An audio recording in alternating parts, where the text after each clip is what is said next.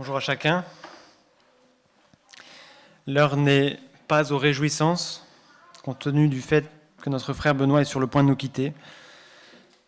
On est triste, on est accablé, profondément troublé peut-être de le voir partir si vite. Lui qui était encore parmi nous il y a 3 semaines au baptême de nos chers Pierre et Audrey. Mais le Seigneur sait, le Seigneur dirige, il soutient ceux qui sont dans la détresse, comme on l'a vu tout à l'heure dans Ésaïe 25. Il nous a préparé un texte, je le vois comme ça, pour ce dimanche, qui me semble tout à fait à propos, le chapitre 23 de Genèse. Un chapitre sur lequel on aurait pu passer assez vite, mais qui, dans les circonstances que l'on connaît, revêt, il me semble, une dimension tout autre. Ce matin, nous allons parler de la mort de Sarah et du deuil et de l'achat d'une sépulture pour Sarah dans le pays de Canaan. Nous allons parler de la mort, un sujet pas très en vogue dans la société qui est la nôtre, mais qui est au cœur de la parole de Dieu. Tristesse et délivrance, fin et commencement. En premier lieu, on verra dans le texte d'aujourd'hui que la douleur de la séparation est réelle et légitime. Ce sera les 2 premiers versets. Ensuite, on observera un pèlerin en route vers la vraie patrie. Un pèlerin en route vers la vraie patrie. Et puis, en dernier lieu, on verra une sépulture qui témoigne de la foi d'Abraham. Une sépulture qui témoigne de la foi. Alors, commençons tout de suite avec la première partie. La douleur de la séparation est réelle et légitime. La mort, c'est une réalité douloureuse, une séparation brutale, une absence qui nous marque. Et dans Genèse 23, versets 1 et 2, on voit Abraham vivre ce moment. C'est très succinct, mais ça en dit long. Versets 1 et 2. Sarah vécut 127 ans. C'est la durée de sa vie. Elle mourut à Kirjat Arba, c'est-à-dire Hébron, dans le pays de Canaan. Abraham vint mener deuil sur Sarah et la pleurer. Abraham pleure. Il se lamente. Et ce simple détail nous rappelle quelque chose d'essentiel. La douleur de la séparation est bien réelle et elle est légitime. J'aimerais vous faire part de 5 remarques pour cette première partie. La première, c'est que Abraham aimait Sarah profondément. Abraham et Sarah, c'est une longue histoire. Ils ont tout traversé ensemble, de larges contrées, des épreuves, des erreurs aussi, de l'un et de l'autre, mais aussi les promesses de Dieu, accomplies sous leurs yeux. Et quand Sarah s'en va, Abraham ne retient pas ses larmes. La Bible nous dit qu'il pleure et mène le deuil pour elle. Ce n'est pas un détail insignifiant. Cet homme, ce grand patriarche, ce héros de la foi, mais aussi ce pécheur gracié, ne cache pas son chagrin, il l'exprime. Et ça nous enseigne une chose, le deuil et la tristesse de voir partir un proche, ce n'est pas un manque de foi, ce n'est pas un signe de faiblesse, c'est l'expression naturelle de l'amour qu'on portait à la personne disparue. On ne peut pas aimer profondément sans ressentir l'absence intensément. Ça, c'est la première remarque. Abraham aimait Sarah profondément. La deuxième, c'est que la Bible montre un deuil visible et public. Tout au long des Écritures, on voit des hommes et des femmes de Dieu qui ne retiennent pas leurs larmes. Jacob déchire ses vêtements et pleure en croyant que son fils Joseph est mort. Genèse 37, on le verra plus tard. David, je prends juste quelques exemples. David jeûne et pleure pour son fils malade. De Samuel 12, il sanglote amèrement pour Absalom. Quelques chapitres plus loin. Le peuple d'Israël pleure Moïse et Aaron pendant 30 jours. Et même Jésus, devant la tombe de Lazare, pleure. Jean 11, 35. Et pourtant, il sait qu'il va le ressusciter. Et tout ça nous montre que le deuil n'a pas vocation à être vécu seul et discrètement. La Bible nous invite à ne pas retenir nos larmes parce que la mort est réellement notre ennemi. 1 Corinthiens 15, 26 dit « Le dernier ennemi qui sera détruit, c'est la mort ». Ce qui m'amène à ma troisième remarque. La mort est une rupture difficile, même pour les croyants. On le sait, la mort n'a jamais été le plan initial de Dieu. C'est la conséquence de la chute. Et on peut voir ça plus précisément dans Romains 5, 12, si vous voulez le chercher. Voilà pourquoi elle reste un ennemi, même pour nous qui croyons. Alors c'est un moment difficile, même quand on sait où va la personne. La douleur est réelle, parce qu'on ne peut plus voir, toucher, entendre celui ou celle qu'on aime. Et c'est une déchirure, un arrachement.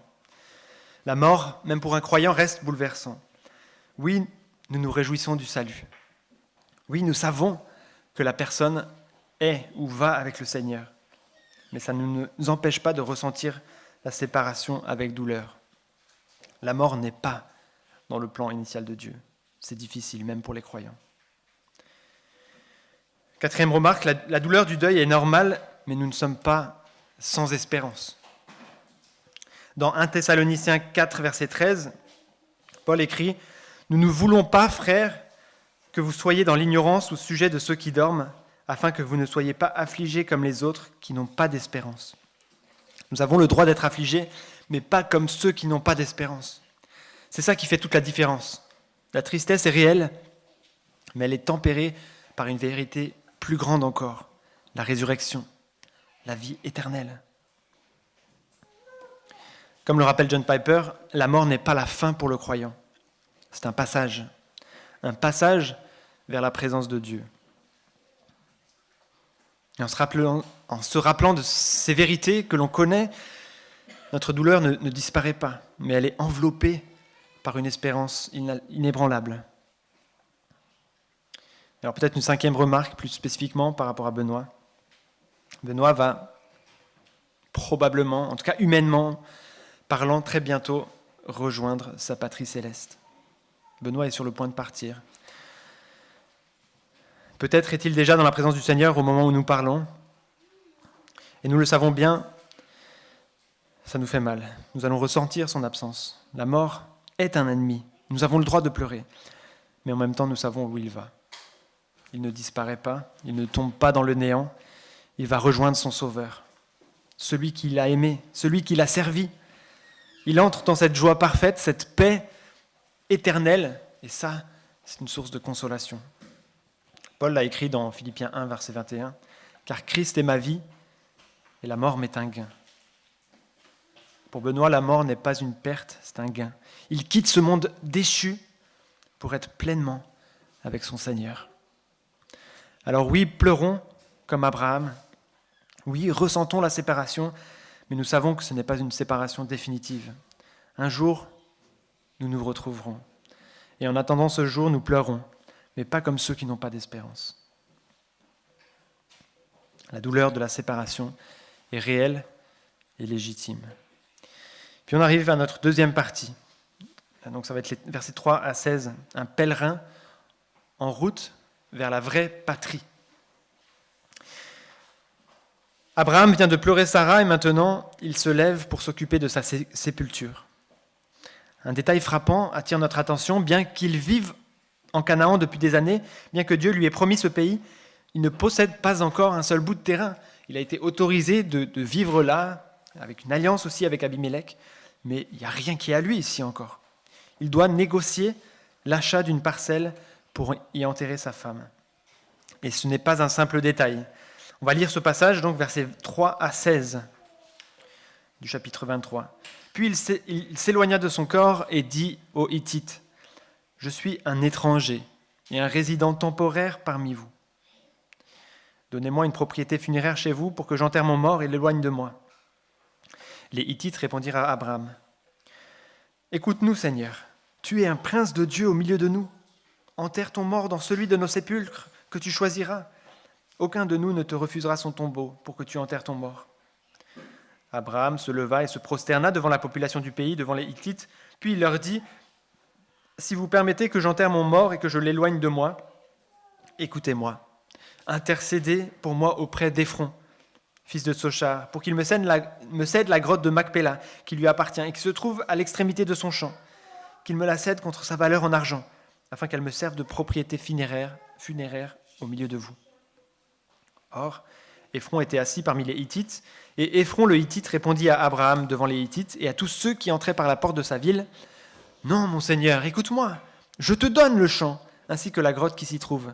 Je te les donne en présence de mes compatriotes. Enterre ton mort. » Abraham se prosterna devant la population du pays et dit à Éphron devant la population du pays, « Écoute-moi, je t'en prie, je donne le prix du champ.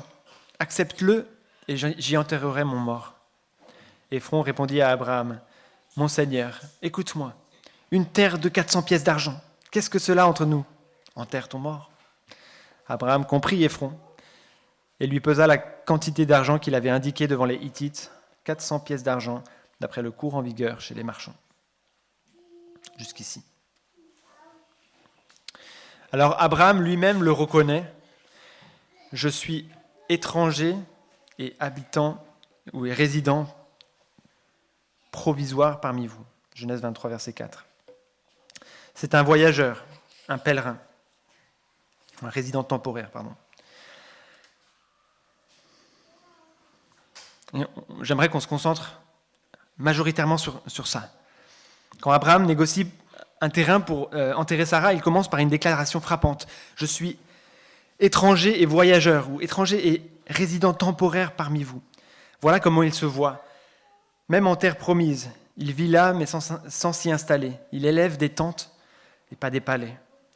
Et c'est exactement ce que souligne Hébreux 11, que Pierre nous a lu tout à l'heure, versets 9 et 10. « C'est par la foi qu'il vint s'établir dans la terre promise, comme dans une terre étrangère, habitant sous des tentes avec Isaac et Jacob, héritiers avec lui de la même promesse. Car il attendait la cité qui a de solides fondements, celle dont Dieu est l'architecte et le constructeur. »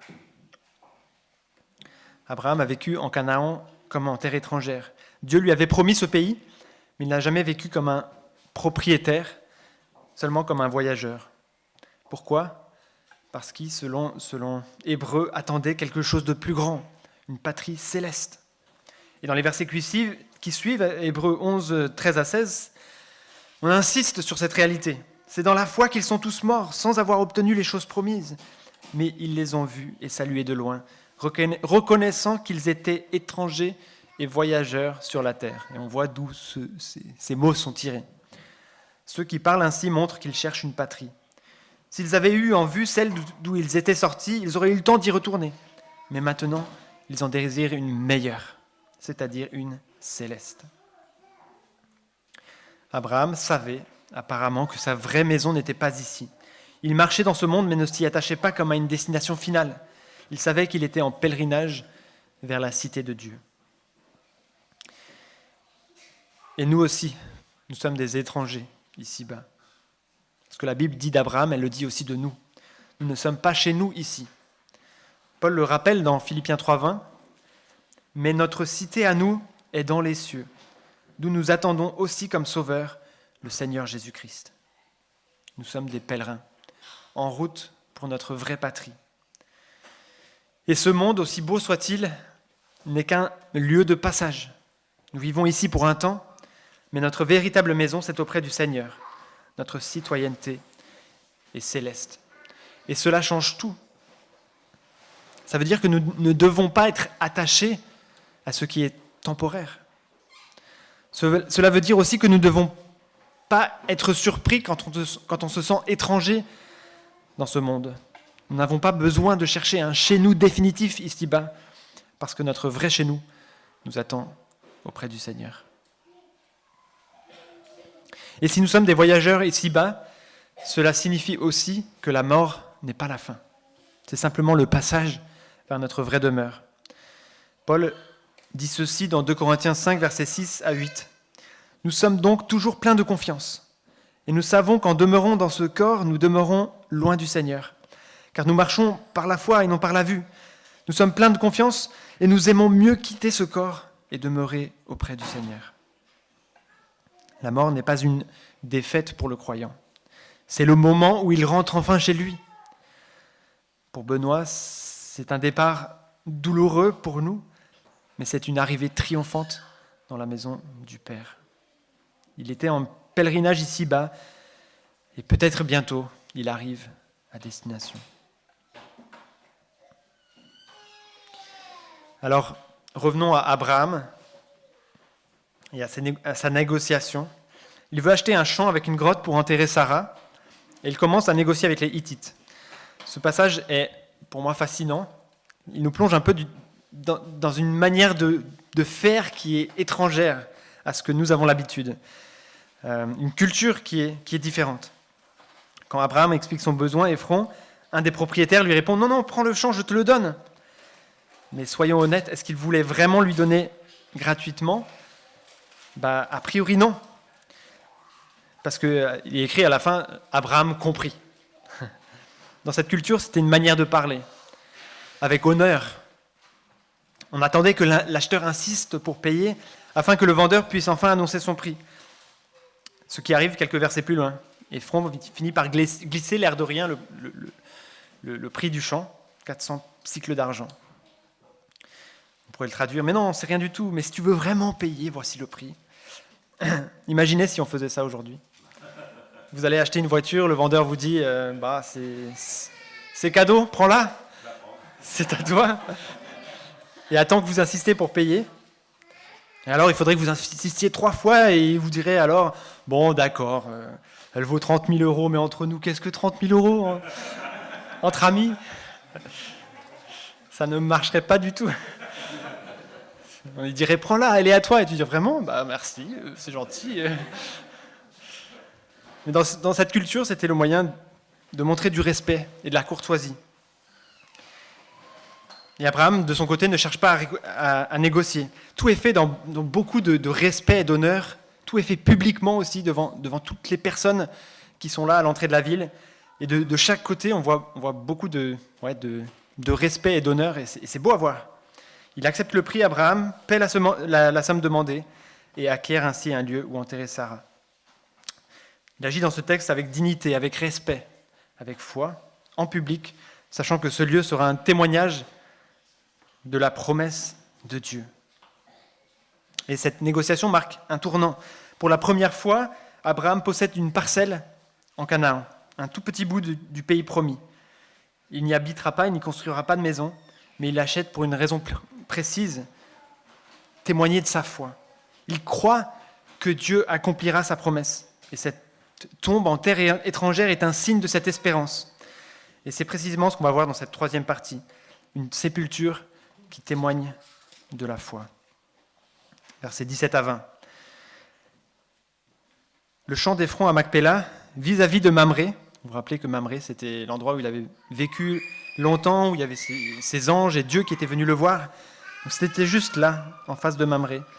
Le champ et la grotte qui s'y trouvent, avec tous les arbres qui sont dans le champ, dans la limite de son pourtour, devinrent ainsi la propriété d'Abraham en présence des descendants de Heth et de tous ceux qui entraient par la porte de sa ville.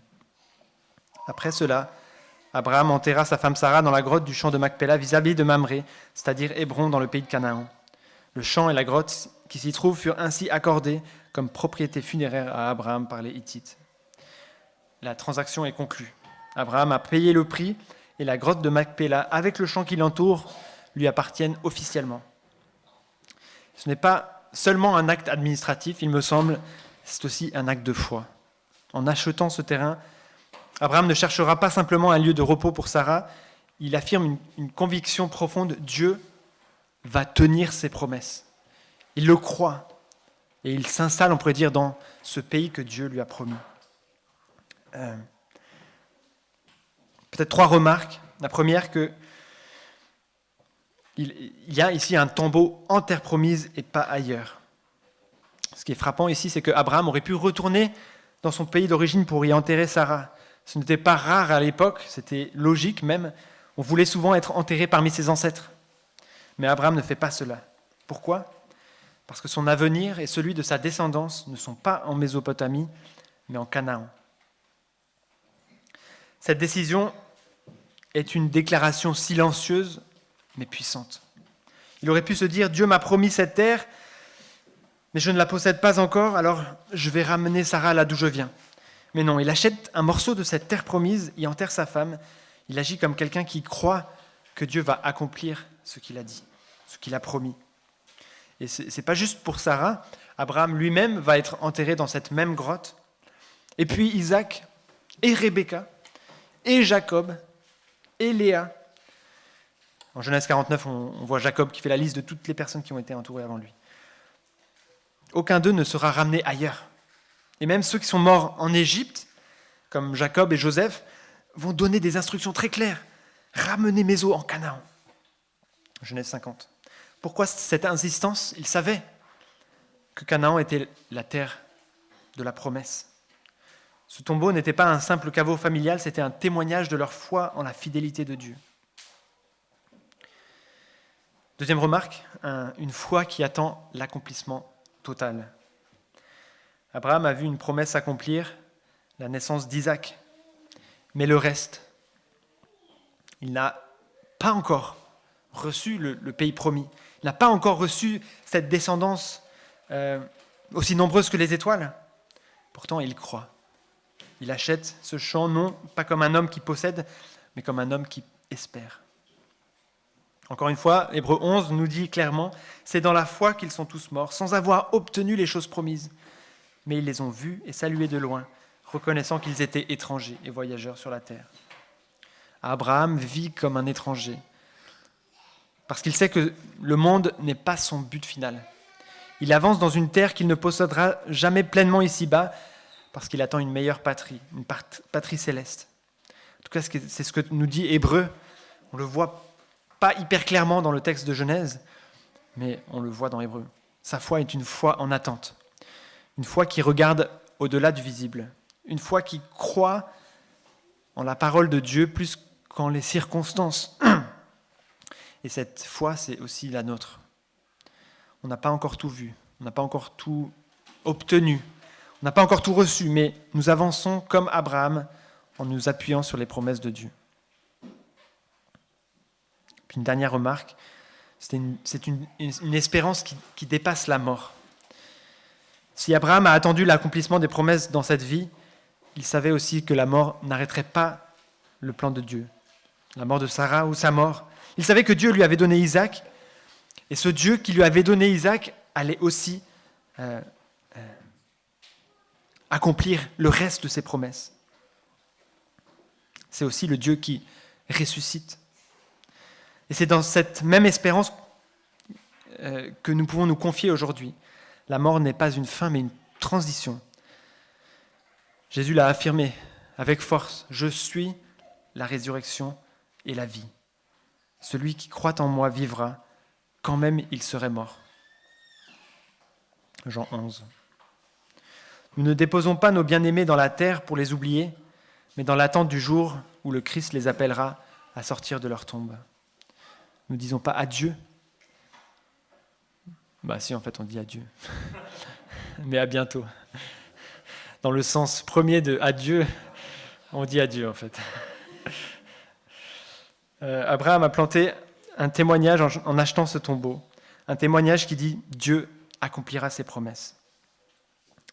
Dans quelques jours, si Dieu le décide ainsi, en déposant Benoît dans la terre, nous faisons le même acte de foi.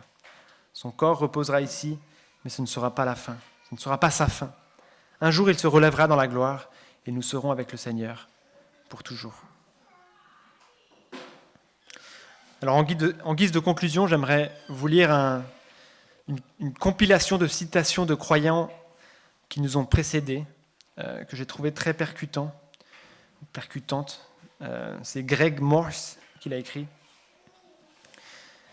et qui rappelle plein de citations de gens d'autrefois, de chrétiens qui parlent de la mort. Donc il a un peu compilé ensemble. Et il dit « Peut-être ressentirez-vous le même malaise que moi en entendant les saints d'autrefois parler de la mort. Celui qui ne se prépare pas à la mort est plus qu'un simple insensé. C'est un fou », commence Charles Spurgeon. « Je suis d'accord, répond Martin Lloyd-Jones. Les hommes semblent ignorer ce simple fait. Dès que vous entrez dans ce monde, vous commencez à en sortir. Mais ce fait ne doit pas être synonyme de malheur pour le chrétien, réplique Spurgeon. Le meilleur moment de la vie d'un chrétien est le dernier, car c'est celui qui est le plus proche du ciel. Je suis entièrement d'accord, intervient Richard Sibbes. La mort n'est plus ma fin, mais elle sera la fin de ma misère, la fin de mes péchés, la fin de ma corruption. La mort sera mon jour de naissance en ce qui concerne le bonheur. Quand Christ m'appelle à la maison, ajoute Adoniram Johnson, j'y vais avec la joie d'un enfant qui court hors de l'école. Puis-je ajouter quelque chose ? Demande Calvin. Nous pouvons affirmer sans réserve que personne n'a progressé dans l'école du Christ, à moins qu'il ne regarde avec joie le jour de sa mort et celui de la résurrection finale. Cela me semble juste, dit Thomas Brooks. Ce n'est pas un honneur pour toi, pour ton Père céleste, que tu sois réticent en rentrer chez toi. Et pourquoi hésiterions-nous ? Questionne Samuel Bolton. C'est le privilège des saints de ne mourir qu'au meilleur moment où, s'ils étaient bien informés, ils désireraient eux-mêmes mourir. Exactement. Pour l'enfant de Dieu, la mort est l'enterrement de toutes nos souffrances, raisonne Thomas Watson. La mort met un vrai saint hors d'atteinte et le libère du péché et des troubles. En effet, ajoute John Bunyan, la mort n'est qu'un passage d'une prison à un palais. Alors que j'écoute, j'entends la question la plus troublante de toutes. Ce monde a-t-il été si bon avec toi que tu le quitterais avec regret ? Demande C.S. Lewis. Si nous croyons vraiment que notre maison est ailleurs et que cette vie est une errance pour trouver notre vrai chez nous, pourquoi ne pas nous réjouir de l'arrivée ? Bien dit, s'exclame William Gurnall, que ton espérance du ciel domine ta peur de la mort. Pourquoi devrais-tu avoir peur de mourir, toi qui espères vivre par la mort ? Je suis prêt, scellé, et j'attends d'être envoyé, s'écrie John Newton. Qui voudrait vivre éternellement dans un monde comme celui-ci ? Même leur prière m'interpelle. Je ne peux m'empêcher d'entendre George Whitefield supplier « Seigneur, garde-moi d'un désir trop pressant de mourir. Je ne veux pas être impatient. Je désire attendre tranquillement jusqu'à ce que mon heureux changement arrive. » C'est la touche finale. Ces hommes anticipaient la mort, voyaient un départ précoce comme une promotion. Je baisse les yeux. Je pense rarement ainsi. Je ressens rarement cela. Est-ce que je crois vraiment au ciel ? Est-ce que j'aime vraiment mon Seigneur ? Fin de ce texte de Greg Morse. Ces hommes vivaient chaque jour éveillés aux vérités que nous professons. Ils aimaient leur famille, jouissaient des bénédictions terrestres, mais ils gardaient leurs yeux fixés vers la vraie patrie. Ils croyaient avec Paul que s'en aller et être avec Christ est de beaucoup le meilleur. Et moi ? Et nous ? Trop souvent, nous nous installons auprès du feu de ce monde, oubliant que nous sommes des étrangers ici-bas. Mais la parole nous rappelle, tous ceux-là sont morts dans la foi, reconnaissant qu'ils étaient étrangers et voyageurs sur la terre. Abraham, Isaac, Jacob, ils n'ont jamais planté leurs racines ici parce qu'ils attendaient la cité dont Dieu est l'architecte et le constructeur. Encore une citation d'Hébreux. Ils ont marché par la foi, refusant d'ancrer leur espérance dans ce monde passager. Alors je termine avec la conclusion de Greg Morse. Ce monde n'est pas notre maison, chers amis. Nous ne sommes pas encore dans notre élément. Nous envoyons notre colombe sur cette terre, mais elle revient, n'ayant trouvé aucun repos dans ce tombeau aquatique. Mais ce monde sera bientôt asséché. Les jugements s'intensifieront puis disparaîtront. Les nouveaux cieux et la nouvelle terre arriveront, et notre puissant Sauveur viendra avec une épée pour ses ennemis et un rameau d'olivier pour nous. D'ici là, continuons d'attendre, d'espérer, de témoigner et de vivre sous l'attente, impatients de bondir hors de ce monde lorsque le Père nous appellera enfin à la maison. Je prie. Seigneur Jésus, merci pour le texte d'aujourd'hui qui nous rappelle des vérités que nous avons tendance à oublier. Seigneur, nous sommes étrangers et voyageurs sur cette terre. Nous n'appartenons pas à ce monde. Nous sommes en attente d'un monde meilleur, d'un monde que tu nous prépares, de la cité céleste qui nous attend après la mort ou après ton retour. Seigneur, je te prie que tu puisses nous aider à voir le deuil comme quelque chose de bien réel et légitime. Seigneur, nous voulons pleurer parce que nous aimons ceux qui partent. Nous sommes tristes de les voir partir. Nous allons avoir un manque si Benoît s'éteint demain. Mais Seigneur, on veut aussi se rappeler de ces vérités qu'on a vues ce matin et que Abraham avait visiblement compris. Il n'était que étranger et voyageur sur cette terre. Il attendait le jour où il pourra être enfin avec toi. Il attendait cette cité. Seigneur, aide-nous à vivre de la même manière. Aide-nous à vivre dans ce monde en s'engageant, en travaillant, en faisant tout notre possible pour faire le bien, pour accomplir ta volonté, mais en étant en même temps impatient d'être repris auprès de toi, d'accéder enfin à ce corps ressuscité, d'accéder enfin à ta présence, de pouvoir être enfin pour l'éternité avec toi, réunis avec tous ceux qui nous ont précédés. Seigneur, je te prie que tu puisses travailler nos cœurs cette semaine dans ce sens-là. Et pour ceux qui ne t'appartiennent pas encore, Seigneur, touche leur cœur. Permets-leur de saisir ce que tu as fait pour eux et ce que tu leur offres. Au nom de Jésus. Amen.